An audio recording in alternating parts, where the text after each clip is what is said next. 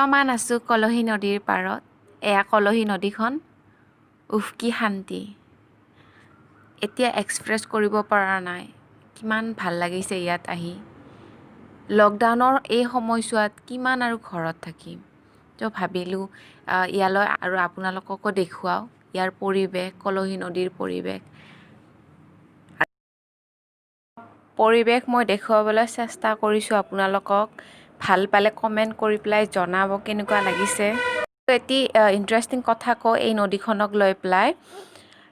অসমৰ শিশু বেছিভাগ এইখন নদীতে পোৱা যায় আৰু ৰেড ডাটা বুকতো অন্তৰ্ভুক্ত হৈছে আৰু আমাৰ বাবে খুবেই দুখজনক। বৰ্তমান আমি যিটো স্পটত আছোঁ ইয়াত দেখা নাই যদিও অলপ আগলৈ গ'লে থকা স্পটটোৰ অলপ আগত শিশুবিলাক দেখা পোৱা যায় আৰু মই য'ত নিজেই দেখিছোঁ শিশুবিলাক, গতিকে খুবেই ইণ্টাৰেষ্টিং হয় আৰু আমি ইয়াক কিদৰে সংৰক্ষণ আৰু ৰক্ষা কৰিব পাৰোঁ আহিব লাগে আৰু সংৰক্ষণ কৰিব লাগে।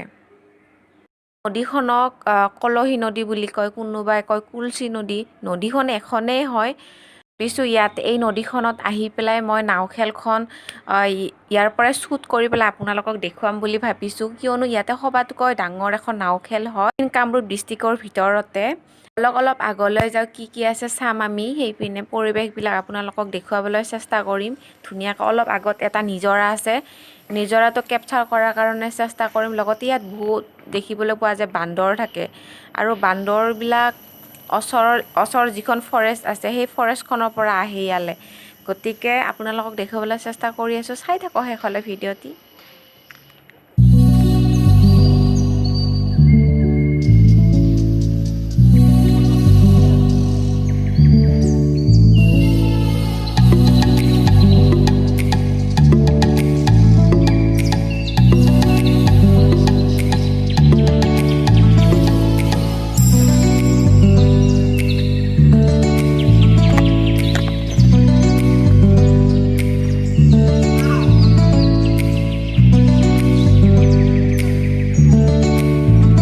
অলপ টাইম বহি পেলাই এই সুন্দৰ পৰিৱেশ উপভোগ কৰিম, লগতে অনুভৱ কৰিবলৈ চেষ্টা কৰিম।